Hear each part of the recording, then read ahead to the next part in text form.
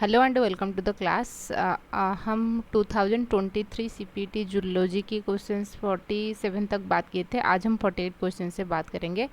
देखिए question number 48 में दे रखा है कि which of the following enzyme is not involve in urea cycle. Urea cycle आपकी बायोकेमिस्ट्री, मेटाबॉलिक बायोकेमिस्ट्री जो 4th सेमेस्टर में जो है वहाँ से है, क्वेश्चन वहाँ से आया है। तो यूरिया साइकिल जहाँ पे यूरिया बनता है, ठीक है ना। अच्छा, तो यूरिया साइकिल अब जब बात करेंगे तो कार्बामोइल फॉस्फेट सिंथेज रिक्वायरमेंट रहता है, जो कि कार्बन डाइऑक्साइड एंड अमोनिया जो रहता है उसको मिला के कार्बामोइल फॉस्फेटेज में कन्वर्ट करेगा। फिर ऑर्निथाइन कार्बामोइल ट्रांसफरेज उसको साइट्रोलिन में कन्वर्ट करेगा। साइट्रोलिन से आर्जिनोसक्सिनेट, यहाँ पर आर्जिनोसक्सिनेट सिंथेज है, आर्जिनोसक्सिनेट लाइएज है, ठीक है। अच्छा, कार्बामोइल सिंथेज है, तो ऑप्शंस पे देखिए, ऑप्शन में कार्बामोइल फॉस्फेटेज सिंथेज है, आर्जिनोसक्सिनेट लाइएज है, आर्जिनोसक्सिनेट सिंथेज है, लेकिन सक्सिनेट डिहाइड्रोजिनेज कहीं कहाँ पे आपको देखने को नहीं मिल रहा है। तो सक्सिनेट डिहाइड्रोजिनेज जो होता है ये क्या है, ये यूरिया साइकिल बनाने में रिक्वायरमेंट नहीं होता है। सक्सिनेट डिहाइड्रोजिनेज आपको कहाँ देखने को मिलेगा, यदि आपने माइटोकॉन्ड्रिया के स्ट्रक्चर पढ़े हैं उसमें एक आउटर मेम्ब्रेन होता है, उसमें एक इस तरीके से इनर मेम्ब्रेन है, एंड इनर मेम्ब्रेन इस तरीके से फोल्डेड हुआ है, ये चीज़ आपको पता है। एंड इलेक्ट्रॉन ट्रांसपोर्ट चेंज जो होता है ईटीसी कहाँ होता है, इनर मेम्ब्रेन में होता है। 4 कॉम्प्लेक्स होता है, कॉम्प्लेक्स 1 एंड उनमें कॉम्प्लेक्स 2 जो होता है कुछ इस तरीके से होता है, ठीक है, एंड कॉम्प्लेक्स 3 एंड कॉम्प्लेक्स 4 ऐसे रहेगा। ये जो कॉम्प्लेक्स 2 होता है this is the succinate dehydrogenase है। सक्सिनेट डिहाइड्रोजिनेज एंजाइम जो है इतना इंपॉर्टेंट क्यों है, क्योंकि ये आपको क्रेब साइकिल में भी उनकी नज़र आएगा, ठीक है ना, क्रेब साइकिल में भी एंड इलेक्ट्रॉन ट्रांसपोर्ट चेन में भी, ये दोनों क्रेब साइकिल, क्योंकि क्रेब साइकिल मैट्रिक्स में हो रहा है एंड इलेक्ट्रॉन ट्रांसपोर्ट चेन जो है इनर मेम्ब्रेन में हो रहा है, लेकिन सक्सिनेट डिहाइड्रोजिनेज जो होता है वो क्रेब साइकिल में यूज हो पा रहा है, तो इनर मेम्ब्रेन में ये डायरेक्ट प्रेजेंट ना होकर ये मैट्रिक्स साइट्स में प्रेजेंट होता है, ठीक है। अच्छा, ये यूरिया साइकिल में उनका कोई रोल नहीं है, आप यूरिया साइकिल ऐसे दिख सकते हो, नहीं तो आपने वो बायोकेमिस्ट्री वाला जो हिस्सा है मेटाबॉलिक बायोकेमिस्ट्री वहाँ पे जाके यूरिया साइकिल भी अच्छे से देख सकते हो, ठीक है। तो फिर उसके बाद 49 क्वेश्चन बात करेंगे। 49 क्वेश्चन रखेंगे कि which of the following is a classical on coupler of electron transport chain. अब हमने ये चीज़ बात की थी कि इलेक्ट्रॉन ट्रांसपोर्ट चेन जो होता है इनर माइटोकॉन्ड्रियल मेम्ब्रेन में होगा, ठीक है ना। ऑन कपलर दो चीज़ होता है, एक होता है ऑन कपलर एंड दूसरा होता है इनहिबिटर, ठीक है ना। आपकी वही मेटाबॉलिक चैप्टर जो है मेटाबॉलिक बायोकेमिस्ट्री वहीं पे है। ऑन कपलर का मतलब क्या होता है, देखिए क्या है ना, electron transport chain and oxidative phosphorylation जो होता है ये साथ साथ होता है। कैसे ना, इलेक्ट्रॉन ट्रांसपोर्ट चेन्स में जो NADH FADH2 होता है वहाँ से इलेक्ट्रॉन रिलीज हो जाएगा, जिस वजह से ये जो इंटर मेम्ब्रेन स्पेस आप देख रहे हो ना, मतलब कि outer membrane and inner membrane के बीच वाला जो हिस्सा होता है इसको हम इंटर मेम्ब्रेन स्पेस कहते हैं। यहाँ पे आके H+ आयन डिपोजिट होने लगता है। जब कोई भी एरिया के अंदर H+ आयन के कंसंट्रेशन इंक्रीज हो जाएगा तो उसको हम क्या कहेंगे, एसिडिक कंडीशंस कहेंगे। तो प्रोटोन पंप की वजह से, मतलब कि प्रोटोन इस अंदर जाने की वजह से यहाँ पे ये जो है ना उनमें कंसंट्रेशन ग्रेडियंट इंक्रीज हो जाता है ना। ग्रेडियंट का मतलब हमेशा समझिए कि डिफरेंस, क्योंकि मैट्रिक्स में उतना H+ नहीं है जितना H+ इंटर मेम्ब्रेन स्पेस में है, समझ रहे हो ना। Outer membrane and inner membrane के बीच वाला एरिया को हम बोलते हैं इंटर मेम्ब्रेन स्पेस बोलते हैं, यहाँ पे है। तो ये जो इंटर मेम्ब्रेन स्पेस में जो H+ प्रेजेंट है ये क्या करेगा, देखिए मैं आपको अच्छे से लार्जली समझा देती हूँ। ये आउटर मेम्ब्रेन है जो कि स्मूथ होता है outer membrane, and inner membrane जो रहता है कुछ इस तरीके से फोल्डिंग होते हुए नजर आएगा, ठीक है। अच्छा, इसको हम इनर मेम्ब्रेन कहते हैं एंड ये होता है इंटर मेम्ब्रेन स्पेस, ठीक है। अच्छा, तो यहाँ पे ये जो फोल्डिंग हुआ है उसको हम बोलते हैं क्रिस्टे, एंड इस क्रिस्टे में आपको देखने को मिलेगा लॉलीपॉप जैसे स्ट्रक्चर, इसको हम F0 F1 पार्टिकल या ऑक्सीजोम्स बोलते हैं, ठीक है ना। F0 F1 पार्टिकल या ऑक्सीजोम्स बोलते हैं, जो कि रियली ATP बनाने में हेल्प करेगा। तो होता क्या है, देखिए इलेक्ट्रॉन ट्रांसपोर्ट चेन आप सेल बायोलॉजी वाला हिस्से में चले जाइए, वहीं पे आपको देखने को मिल जाएगा, ठीक है। तो हो गया क्या, ये कॉम्प्लेक्स 1 है, ठीक है, 1 मिनट। फिर ये कॉम्प्लेक्स 2 है, ठीक है, 2 है, 3 4, ठीक है। अच्छा 1 2 3 4, तो NaDH इसमें थ्रू चला जाएगा, H प्लस आयन यहीं पे डिपॉजिट होता है। FADH जो होता है एक कॉम्प्लेक्स 2 के थ्रू चला जाता है, इसमें H प्लस आयन इसी तरीके से डिपॉजिट होगा, तो इंटरमेम्ब्रेन स्पेस में H प्लस आयन डिपॉजिट हो जाता है। ये होता है इलेक्ट्रॉन ट्रांसपोर्ट चेन। ऑक्सीडेटिव फॉस्फोराइलेशंस क्या होता है, इंटरमेम्ब्रेन स्पेस में जितने भी H प्लस आयन डिपॉजिट हो गया उसको F0 F1 पार्टिकल आप जो देख रहे हो यहाँ पे देख के उजड़ जाएगा, जिस वजह से क्या होता है ना, यहीं पे जो ADP adenosine diphosphate and IP मिलके ATP बनाते हैं, ठीक है।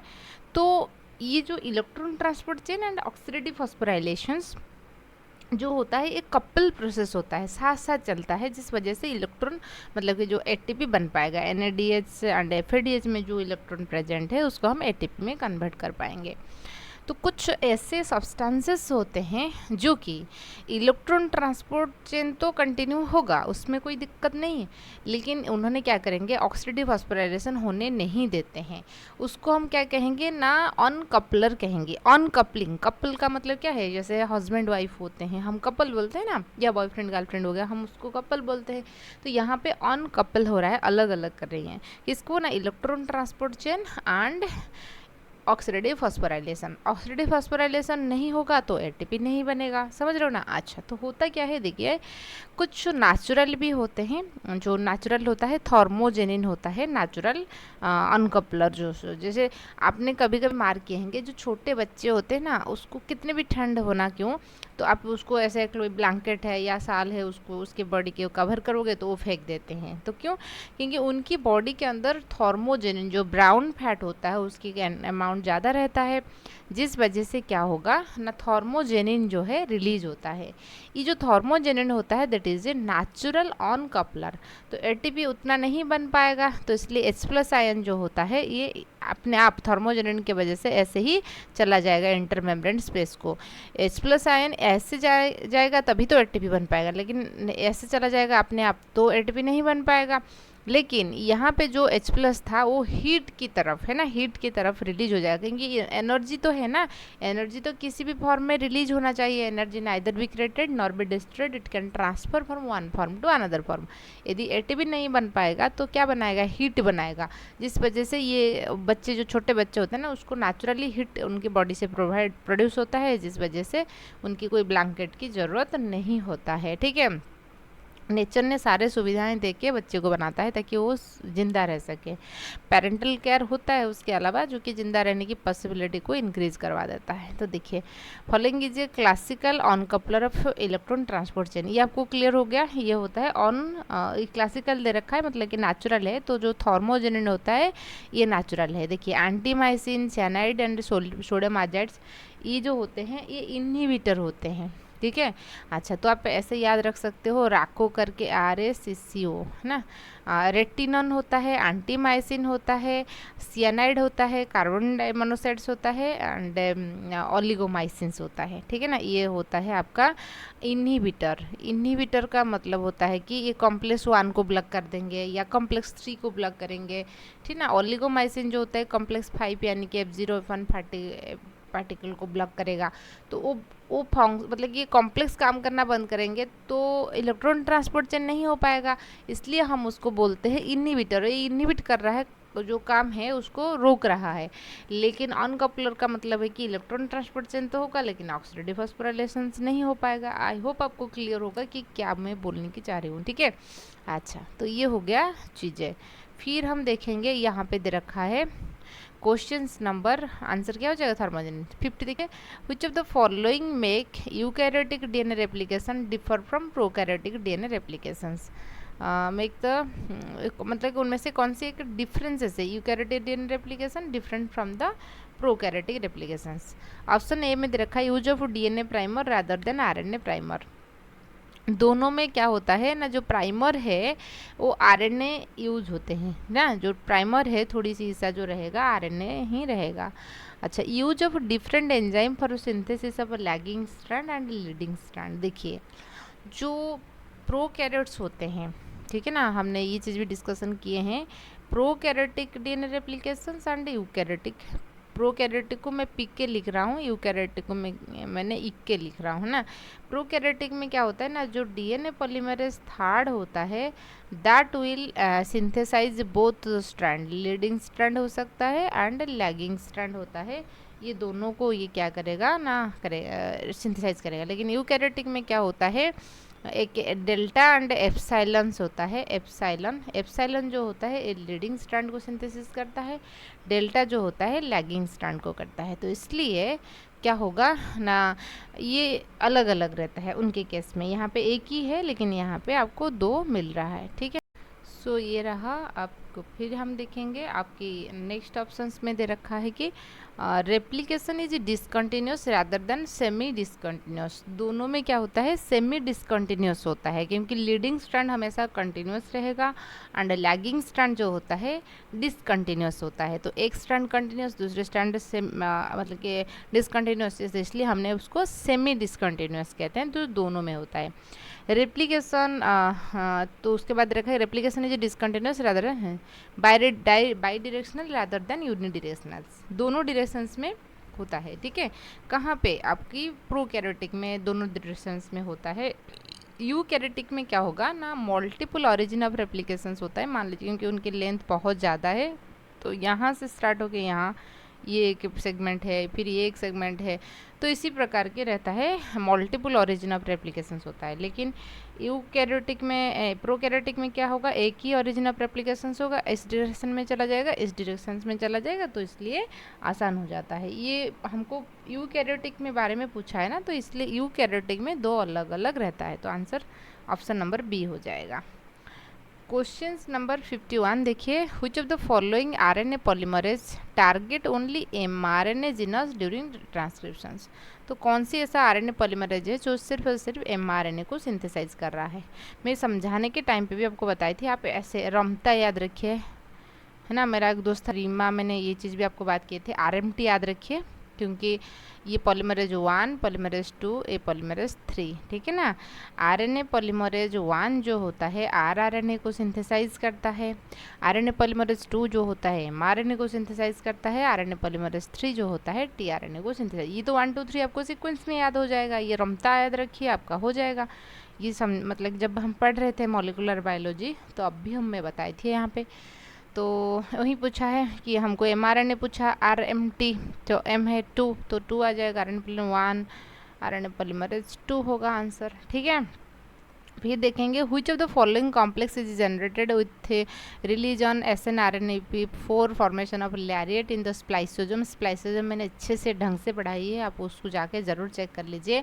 स्प्लाइसियोजोम्स में क्या होता है ना, स्प्लाइसोजोम कॉम्प्लेक्स क्या होगा, देखिए ये सिर्फ और सिर्फ स्प्लाइसिंग मैकेनिज्म जो है यूकैरियोटिक्स में होता है, क्योंकि यूकैरियोटिक में ना जो डीएनए है न्यूक्लियस के अंदर रहता है, डीएनए से आरएनए बनता है, ये नासेंट आरएनए है। तो इस आरएनए में कुछ कोडिंग हिस्सा रहता है, कुछ नॉन कोडिंग हिस्सा रहता है, मतलब कुछ काम की चीज़ें होता है, कुछ काम की चीज़ें नहीं होता है। तो उसको न्यूक्लियस से निकालने से पहले हम क्या करते हैं, उनकी कोडिंग पार्ट एक्सोन को जुड़ लेते हैं, है ना। इंट्रॉन्स को एक्साइज पार्ट जो होता है एक्सोन इंट्रॉन इस तरीके से रिमूव करके एक्सोन 1 2 को हम जोड़ेंगे, इंट्रॉन को रिमूव करेंगे, तो उसको हम बोलते हैं स्प्लाइसियोजोम्स। तो स्प्लाइसियोजोम्स को बनाने के लिए कुछ स्मॉल न्यूक्लियोलर SNRNAP होता है, ठीक है, जो कि कॉम्प्लेक्स B1 कॉम्प्लेक्स इस तरीके से ये बनाएंगे, ठीक है। अच्छा, फिर हम देखेंगे lac operon of E coli exhibit. Lac operons भी चैनल पर अवेलेबल है, आप उसको ज़रूर देख लीजिए लैक ऑपेरन के बारे में। लैक ऑपेरन क्या होता है ना, लैक्टोज, ना लैक्टोज के लिए होता है, जो कि लैक ऑपेरन हो, ट्रिप्टोफान ऑपेरन हो, जो कि आपको कहाँ दिखने को मिलेगा, प्रोकैरियोटिक्स में दिखने को मिलता है। सो देखिए मैं पहले आपको समझा देती हूँ लैक ऑपेरन। देखिए तो क्या होता है ना, जैसे आप लोगों की कोई कुछ ना कुछ फेवरेट खाना रहेगा। मान लीजिए आपके पास क्या है, आपके पास पिज्ज़ा है, खिचड़ी है, क्या खाने की पसंद करोगे, ऑब्वियसली पिज़्ज़ा, ठीक है ना। ये आपकी पिज़्ज़ा है, ठीक है, कुछ हार्ड बनाने की कोशिश कर रही थी, ठीक है, पिज़्ज़ा है, तो ये आपका मन करेगा, ठीक है। इसी प्रकार की जो बैक्टीरिया होते हैं उनके भी कुछ ना कुछ फेवरेट खाना है, और उनकी फेवरेट जो खाना है दैट इज़ द ग्लूकोज, है ना। ग्लूकोज नहीं है तो लैक्टोज में काम चला लेगा। भूख जो बहुत जोर है फिर भी पिज़्ज़ा नहीं है, खिचड़ी अवेलेबल है तो कर लेंगे, ठीक है ना, खिचड़ी से काम चला लेंगे। इसी प्रकार की बैक्टीरिया में भी होता है, समझ रहे हो ना। अच्छा, तो इसलिए क्या होगा, तो स्पेसिफिकली उनकी जो जीन्स है ना, इनकी जीन जो होता है उनमें कुछ ऐसे सीक्वेंसेस रहेगा। ऑपेरन चीज़ें रहता है। ऑपेरन का मतलब क्या होता है, देखिए ऑपेरन होता है एक क्लस्टर ऑफ जीन, मीन्स एक ग्रुप ऑफ जीन, एक जीन नहीं है, उसमें बहुत सारे जीन रहेगा, ठीक है ना। तो आप ऐसे याद रखिए, आर पॉज याद रखिए, ठीक है ना, POS, एस मतलब स्ट्रक्चरल जीन, आर मतलब होता है रिप्रेसर, ये प्रोमोटर, ओ मतलब होता है आर पॉज, याद रखिए आर पॉज, ठीक है, ऐसे याद रखिए। कभी कभी ऐसे पूछा जाता है, इस बार तो ऐसे आया है 23 में, हो सकता है भी इस बार ऐसा आएगा कि जो ऑपेरन क्या होता है, ऑपेरन में क्या क्या चीज़ें इंक्लूडेड है, ऐसे भी क्वेश्चन आ सकता है। तो आर पॉज याद रखिए, आर स्टैंड फॉर रिप्रेसर हो सकता है या रेगुलेटर भी हो सकता है ना, रेगुलेटर हो सकता है। रेगुलेटर कभी कभी उसको आई जीन से भी डिनोट किया जाता है, ठीक है। अच्छा, उसके बाद रहता है प्रोमोटर, फिर रहता है ऑपरेटर, है ना, P stand for promoter. Promoter वो हिस्सा होता है जहाँ पे आके RNA पॉलीमरेज बाइंड होगा। ये चीज़ें आपने पढ़े हैं जब हम ट्रांसक्रिप्शन पढ़ रहे थे, RNA पॉलीमरेज बाइंड होने के बाद तो DNA से RNA बनाता है ना, तो प्रोमोटर। ऑपरेटर ये तय करता है कि होगा, ऑपरेट करेगा, है ना, चीज़ें चले होगा या नहीं होगा, मतलब कि ट्रांसक्रिप्शन होना है या नहीं है। एंड S जो होता है structural gene, O stand for operator and A stand for structural gene, ठीक है। स्ट्रक्चरल जीन जो होता है उनके नाम ऐसे याद रखिए, जाया याद रखिए, ZYA। Z stand for Z, beta galactosidase, beta galactosidase. Beta galactosidase एक एंजाइम्स होता है जो कि मतलब कि ये लैक्टोज को ग्लूकोज, है ना, लैक्टोज को ग्लूकोज एंड गैलेक्टोज में कन्वर्ट करेगा, ठीक है ना, समझ में आए ना। देखिए, तो बीटा गैलेक्टोसाइडेज मैंने आपको हमेशा बताती, ठीक है ना, जब भी मतलब कि एंजाइम्स की बात आता है, एंजाइम कैसे बनी हुई है, all enzymes are proteinious in nature except ribozyme. Ribozyme जो होता है RNA से बने होते हैं, इसके अलावा बाकी जितने भी एंजाइम्स आप देखोगे सारे प्रोटीन से बने होते हैं। तो प्रोटीन बनाने में पहले क्या होगा ना, DNA रहेगा आपके पास, आप DNA से RNA बनाओगे और RNA से प्रोटीन बनेगा, ठीक है। अच्छा, तो ये एक जीन है, इसका मतलब है कि प्रोटीन बन रहा है, इसका मतलब है कि ये जीन है, ठीक है ना, बीटा गैलेक्टोसिडेज। तो नॉर्मली मतलब नॉर्मल कंडीशंस में जब ग्लूकोज अवेलेबल है, जो बैक्टीरिया ग्लूकोज इंटेक कर रहा है, तो ये जो सिस्टम है वो ऑफ होके पाया जाता है। क्या ज़रूरत है, लैक्टोज तो नहीं है, बीटा गैलेक्टोसिडेज बन के करेगा क्या, बॉडी अननेसेसरी एनर्जी क्यों इस्तेमाल करेगा, ठीक है ना, कोई भी चीज़ें होने के लिए, क्योंकि ट्रांसक्रिप्शंस या ट्रांसलेशंस में तो 4 ATP की ज़रूरत होता है, तो इसलिए अननेसेसरी चीज़ें क्यों करेगा। कब करेगा, जब मीडियम में मतलब खाने के लिए ग्लूकोज नहीं है और खाने के लिए क्या अवेलेबल है ना, लैक्टोज अवेलेबल है। क्लियर हुआ। जैसे मैंने आपको खिचड़ी को किसके साथ, लैक्टोज को साथ, एंड पिज़्ज़ा को मैंने ग्लूकोज के साथ आपको कंपेयर किए थे, तो तब बनेगा, तब ग्लूकोज मतलब कि बैक्टीरिया लैक्टोज कंज्यूम कर रहा है, तो उस टाइम ज़रूरत पड़ेगा कि बीटा गैलेक्टोसिडेज एंजाइम्स की, जो कि आके लैक्टोज को तोड़ के ग्लूकोज एंड गैलेक्टोज में कन्वर्ट कर लेगा, समझ रहे हो ना। तो इसलिए in the presence of lactose, lactose की प्रेजेंस में जो है क्या हो रहा है ना, ऑपेरन जो है काम कर रहा है, मतलब कि इस क्लस्टर ऑफ जीन जो है काम कर रहा है, उसको हम बोलते हैं इंड्यूसेबल ऑपेरन, इंड्यूस हो रहा है, ठीक है ना, इंड्यूसेबल ऑपेरन। क्लियर हुआ आपको, कुछ डिफरेंसेस आप समझ लीजिए ताकि आपको क्लियर होगा। और एक ऑपेरन सिस्टम बैक्टीरिया मतलब कि बैक्टीरिया में काम करता है, जिसको हम बोलते हैं ट्रिप्टोफैन ऑपेरन। ट्रिप्टोफैन एक अमीनो एसिड्स होता है, एंड इस ट्रिप्टोफैन जो होता है ये भी ज़रूरत होता है बैक्टीरिया बॉडी के लिए, तो वो भी एक लैक ऑपेरन होता है, मतलब कि आर पॉज याद रखिए, मतलब कि रिप्रेसर रहेगा, प्रोमोटर रहेगा, ऑपरेटर रहेगा, उनमें जो स्ट्रक्चरल जीन होता है इस तरीके से होता है, ठीक है। तो ABCD, हाँ, ई ऐसे रहता है उनका, ये स्ट्रक्चरल जीन यहाँ से यहाँ तक होता है स्ट्रक्चरल जीन। तो होता क्या है ना, ट्रिप्टोफैन जो कि एक ज़रूरी अमीनो एसिड्स होता है वो हमेशा बनता रहता है, ठीक है, ऐसे इस तरीके से ये ट्रिप्टोफैन बनाएगा, ठीक है, mRNA इस तरीके से ट्रिप्टोफैन बनाएगा। लेकिन जब बैक्टीरिया में अपने मीडियम में, बैक्टीरिया जिस मीडियम में ग्रो करवा रही हूँ, इस मीडियम में क्या करोगे ना, कुछ ट्रिप्टोफान ऐड कर लोगे, ठीक है, ऐड कर लोगे। तो बैक्टीरिया क्या करेगा, अभी ट्रिप्टोफान नहीं बनाएगा, बोलेगा ट्रिप्टोफान तो हमको बने बनाए मिल रहा है, हम ट्रिप्टोफान क्यों बनाएंगे, समझ रहे हो ना, हम ट्रिप्टोफान क्यों बनाएंगे।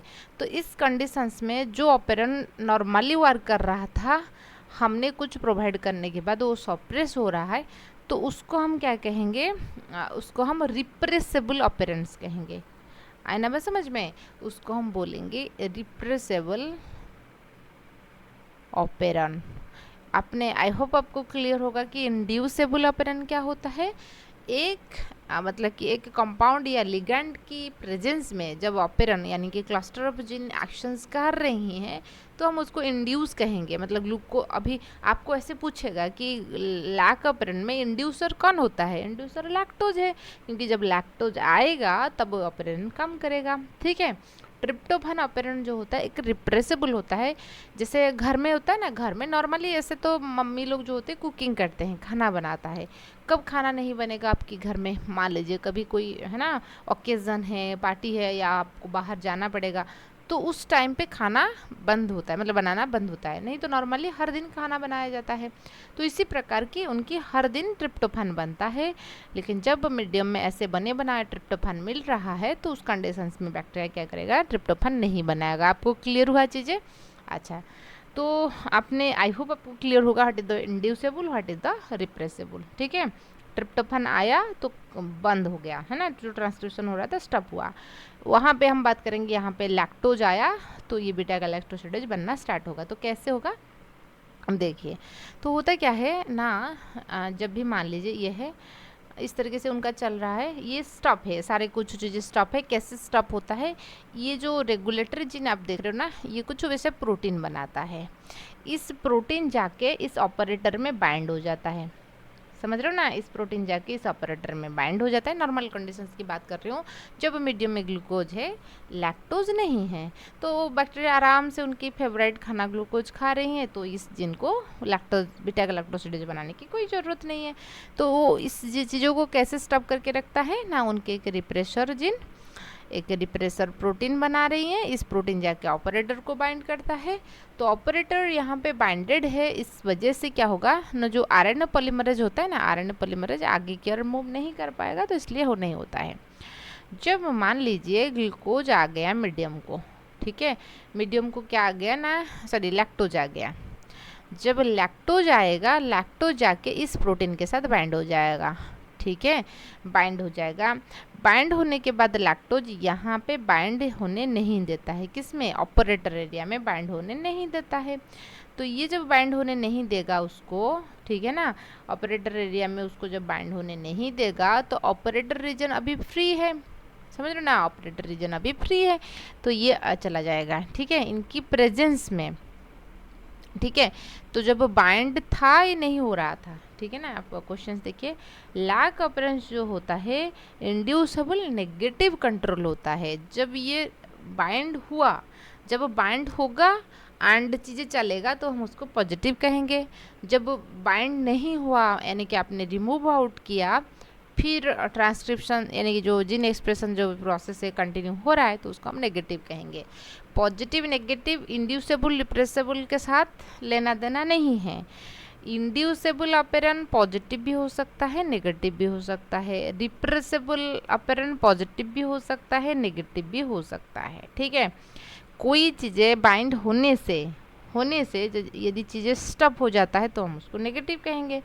कोई चीज़ें रिमूव होने के बाद चीज़ें चलता है तो हम उसको पॉजिटिव कहेंगे, समझ रहे हो ना। तो ये एक इंड्यूसेबल तो है, ये एक नेगेटिव कंट्रोल ट्रांसक्रिप्शन से रहता है, ठीक है ना, पॉजिटिव नहीं।